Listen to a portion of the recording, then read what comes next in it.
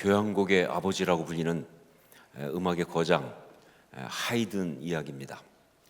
이 사람은 단지 그냥 음악적으로 뛰어났던 그런 사람일 뿐만 아니라 정말 음악하는 사람 중에서 보기 드물게 아주 신실한 그런 신앙의 사람이었습니다. 그래서 이 하이든을 귀하게 여기지 않을 수가 없다 하는 것이죠.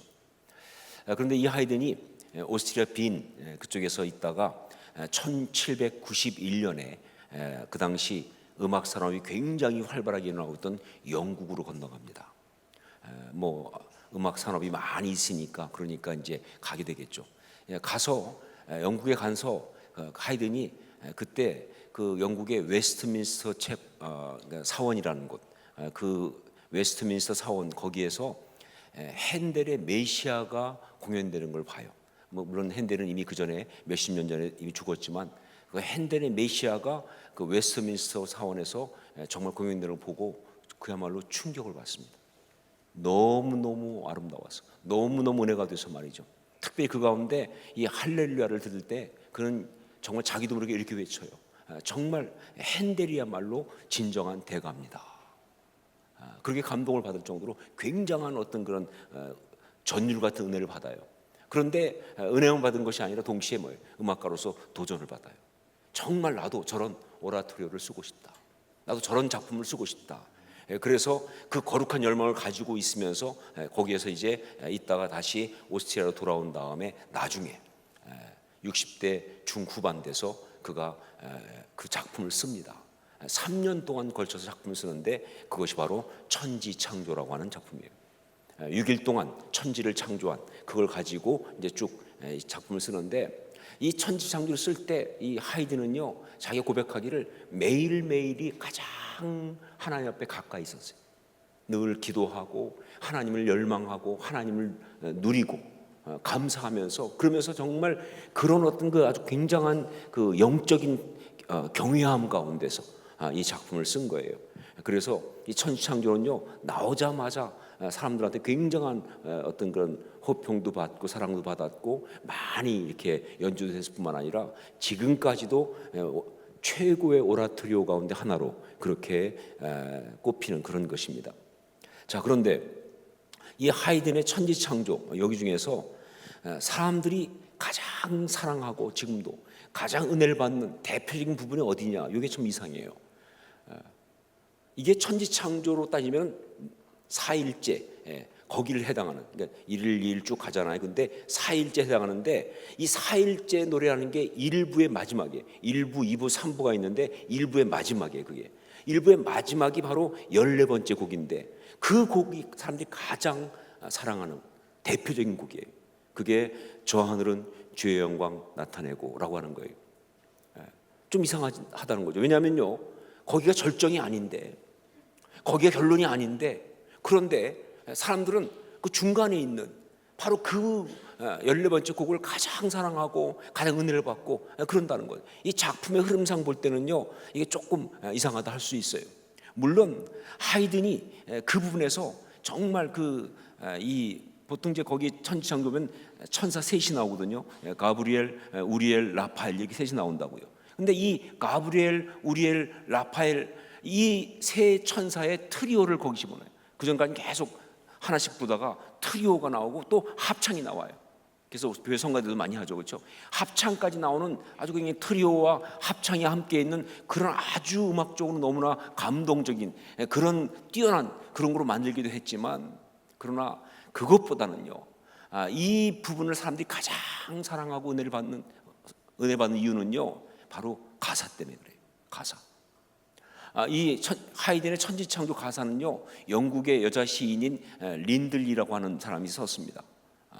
성경 가지고. 그런데 이 린들리가 바로 이 4일째 하나님의 창조의 나흘째를 쓰면서 창세기를 갖고 쓴 게 아니라 시편 19편을 갖고 써요.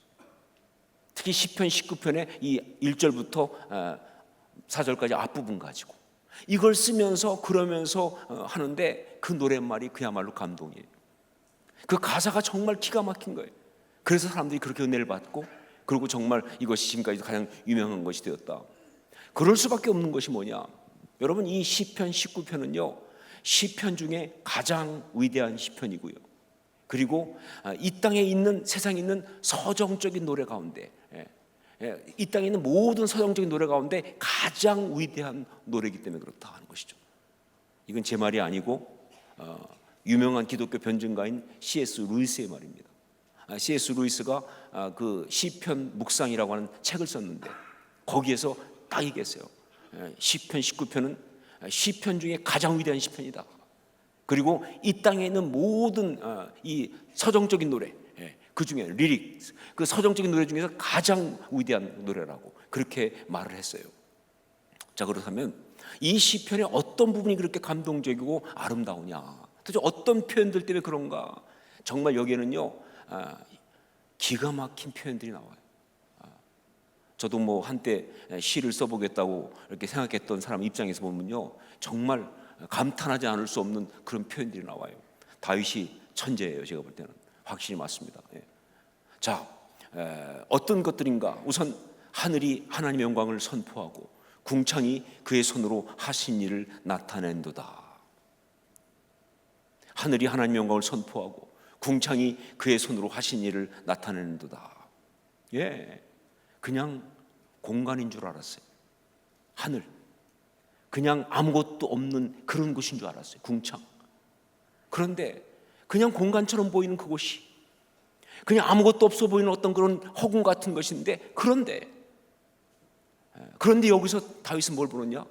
아니, 그게 하나님이 만드셨다는 사실, 그게 하나님의 작품이라는 사실, 바로 그 공간 속에서, 그 텅 빈 어떤 하늘 속에서 하나님을 보는 거예요. 하나님이 그것이 하나님을 나타낸다고 그렇게 노래하고 있는 거예요. 아마 다윗은요 이 노래를 어쩌면 그렇게 도망자가 돼서 도망치는 어떤 그 시간 속에서 정말 그렇게 광야를 도망치다가 어느 날 어쩔 수 없이 그날도 광야에서 그냥 잠을 자야 되는 그 저녁 무렵에 이 노래를 지었는지 모르겠습니다. 정말 그 어두워가는 텅 빈 하늘, 아무것도 없는 공간, 그런데 그는 거기서 하나님을 보는 거예요. 거기서 하나님의 솜씨를 보는 거예요. 아마 어쩌면 다윗은요 그렇게 춥고 힘든 밤을 그 광야에서 보내고 아침에 이제 해가 떠오르는 순간에 그 숨막히는 어떤 그런 이 장엄한 광경 속에서 이 노래를 지었는지도 몰라요. 지난밤이 그렇게 외롭고 힘들고 어려웠는데 해가 떠오르는 이 엄청난 장면을 보면서 아니다, 이곳이 하나님의 작품이구나 말이죠. 여기 하나님이 꽉 차 계시다. 하나님이 이곳에 정말 충만하시다. 이 모든 것이 하나님의 이야기다. 공간이 아니에요. 빈 곳이 아니에요. 하나님이 역사하신 하나님의 작품이에요. 그런 것을 보면서, 그러면서 그 하나님의 임재와 그 하나님의 살아계심, 역사하심을 노래한 어떤 그런 것이 바로 이 표현이기 때문에 기가 막히죠. 그런데 이거는요 이어서 나오는 날은 날에게 말하고 밤은 밤에게 지식을 전하니 라는 표현에 비하면 또 아무것도 아니에요. 이건 더 압권입니다. 날은 날에게 말하고 밤은 밤에게 지식을 전하니, 시간이 그냥 흘러가는 게 아니다 하는 거예요. 그냥 덧없이, 아무 의미 없이 그냥 또 하루, 아니요, 또 하루가 딱 시작되는 순간 이 하루는요 하나님의 창조가 계속 이어지고 있는 창조의 또 하나의 챕터라는 것이죠. 날은 날에게 말하고 밤은 밤에게 지식을 전하는 거예요. 그냥 시간을 흘러가는 것이 아니에요. 정말 이 모든 시간들은 무슨 얘기하고 있느냐? 하나님께서 이 모든 시간을 만드셨을 뿐만 아니라 하나님이 너의 삶을 이렇게 주고 계시다, 하나님이 내 삶 가운데 이렇게 축복하고 계시다라고 하는 하나님의 이야기, 하나님의 역사를 이야기하고 있는 거예요. 여러분 정말 그래요. 시간은 그냥 흘러가는 시간이 아니에요. 시간은 누가 만드셨는가? 하나님 만드셨습니다. 궁창을 만드신 분이 하나님이신 것처럼, 공간을 만드신 분이 하나님이신 것처럼 시간도 하나님 만드셨어요. 그러니까 해가 떠오르고 다시 지고 다시 해가 뜨는 이야기는요 그냥 무한 단순 반복이 아니라 하나님의 역사하심에, 하나님의 그 창조하심의 아름다운 이야기에 계속되는 공연과도 같다는 것이죠. 기가 막히잖아요. 이런 표현 생각해 봤어요. 날은 날에게 말을 하고 밤은 밤에게 지식을 전하니. 뭐 이 표현요, 진짜 막 시적으로 보면요, 진짜 숨 막히는 표현이에요. 그런데 여러분, 이것도 그 다음에 나오는 노래에 비하면 그야말로 아무것도 아니다. 그 다음에 나오는 표현은요, 그냥 숨 막히는 게 아니라 숨 넘어갑니다. 언어도 없고 말씀도 없으며 들리는 소리도 없으나 그의 소리가 온 땅에 통하고 그의 말씀이 세상 끝까지 이르도다. 언어도 없고 말씀도 없으며 들리는 소리도 없으나 그의 소리가 온 땅에 통하고 그의 말씀이 세상 끝까지 이르도다. 예, 아무 소리도 없어요.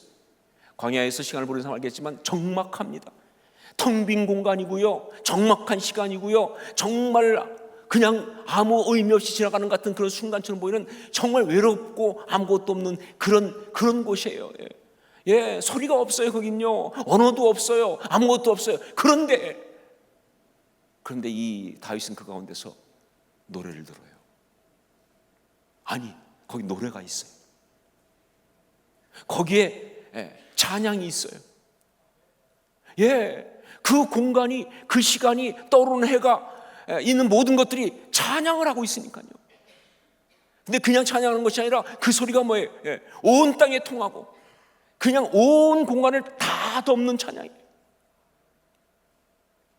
정말 그 말씀이 세상 끝까지 이르러다 멈추지 않는, 중단되지 않는, 계속되는, 정말 누구도 막을 수 없는 그런 노래가 있는 거예요. 소리는 없는데 노래가 있다. 이게 기가 막힌 표현이에요. 언어가 없는데 찬양이 있다. 기가 막힌 거 아니에요, 그렇죠? 바로 그래서 이게 기가 막힌 시인 거예요. 소리도 없고 말씀도 없고 언어도 없는데, 그런데 거기에 찬양이 있습니다. 거기에 노래가 있습니다.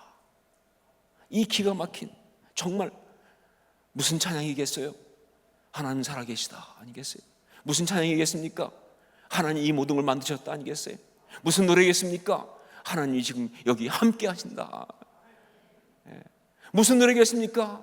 하나님이 이렇게 너를 사랑하신다 아니겠습니까? 그래서 기가 막힌 노래예요. 근데 여러분,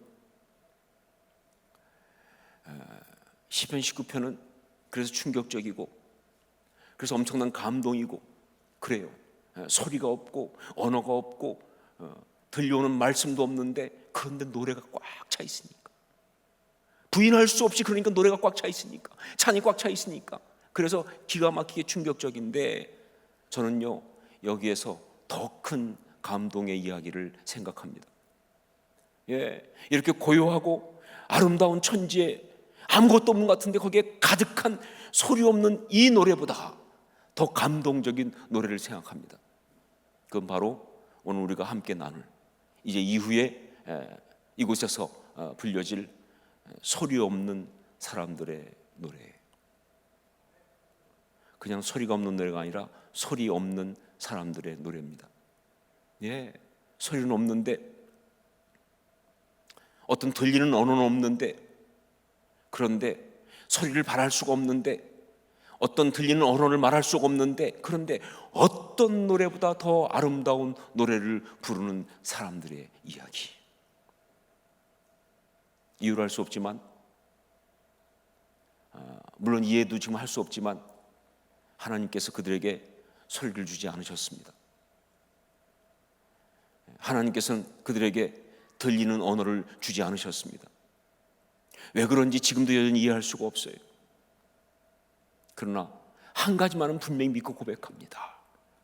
하나님이 우리를 사랑하신다는 것을, 하나님이 좋으신 하나님이시라는 것을. 비록 세상에 우리를 하여금 이렇게 부족하고 어려운 그런 조건 가운데 살게 하셨지만, 그러나 이 모든 것보다 더 큰 사랑을 이미 우리에게 주셨음을 믿습니다. 바로 이 노래, 우리한테 영원한 생명을 주셨음을 정말 감사합니다. 바로 이 고백. 그래서 노래하는 거예요. 하나님의 그 사랑을 노래하는 거예요. 소리도 없고 들리는 언어도 없지만 그래서 노래하는 거예요. 그 노래는요, 어떤 노래보다 아름다운 노래죠. 예. 소리가 있는 노래보다, 들리는 언어가 있는 노래보다 말이죠, 훨씬 더 아름답습니다. 아니, 비교할 수 없는 노래예요. 그 자체로 충격입니다. 시편 19편에 나오는 소리 없는 그 노래가 하나님의 창조 위대함과 아름다움을 노래하고 있다고 한다면, 여기 이제 불려질 소리 없는 사람들의 노래는요, 우리 하나님의 그 구속의 사랑, 그 구원의 사랑, 그 은혜를 노래하고 있습니다. 그리 아니하실지라도 하나님 사랑합니다. 비록 없을지라도 난 하나님 한 분만으로 만족합니다. 바로 이 신앙 고백이 있는 노래 아니겠어요? 실패했다고, 버림받았다고, 무가치하다고, 무의미한 존재라고, 하나님은 너를 사랑하지 않는다고 하는 온통 저주의 주문을 걸고 있는 그 마귀의 그 모든 이야기를 단번에 잠재울 수 있는 바로 그런 노래. 아마 이 노래를 향해서 마귀는 너무너무 당황할 거예요. 이 노래가 있습니다. 제가 정확한지 모르지만 하도 옛날에 본 영화를, 그 코바디스라는 영화를 봤던 기억이 나는데, 거기 보면 그 네로 황제 나오는 사람이 코미디언 출신이잖아요. 그래갖고 막 기독교인 핍박하는데, 그때 핍박받던 기독교인들이 서서 찬양을 부르니까 그 네로 역할했던 그 배우가 막 그러는 거예요. 노래 부르지 마, 노래 부르지 말라고. 저는 정말 지금까지도 그게 은혜가 돼요. 예, 정말 이런 노래를 부르면요, 마귀가 노래 부르지 말라고, 노래 부르지 말라고, 제발, 이렇게 말할 수밖에 없는 그런 노래예요. 예. 정말 마귀의 그 모든 저주를 막아버리는 그런 노래예요. 예, 황소를 드림보다 우리 하나님을 훨씬 더 기쁘시게 하는 진정한 예배의 노래, 그런 노래예요. 어쩌면 우리 하나님은요, 소리 없는 사람들이 이 노래를 들으면서 미안해 하실 거예요. 그리고 눈물 가득한 말씀으로 고맙다고 말씀하실 거예요. 세상이 죄 가운데 있게 되고, 그러면서부터 이 세상 가운데 장애가 있을 수밖에 없게 되었습니다. 죄 때문에. 그러다 보니까 말이죠, 하나님의 공의와 또 이해할 수 없던 섭리 때문에 그 중에 어떤 사람은 원치 않게 그 장애를 가지고 태어날 수도 있는, 그 장애 가운데 고통받고 힘든 삶을 살 수밖에 없는 그런 일이 벌어졌어요. 그런데도 원망하거나 불평하거나 절망하거나 낙심하거나 그냥 주저앉아 있지 않고 이렇게 노래를 부르다니 말이죠. 우리 하나님께서 얼마나 미안해 하시면서도 얼마나 고마워하시겠어요. 이렇게 예배를 드리다니, 오히려 사랑한다고, 감사하다고 그렇게 고백을 하다니.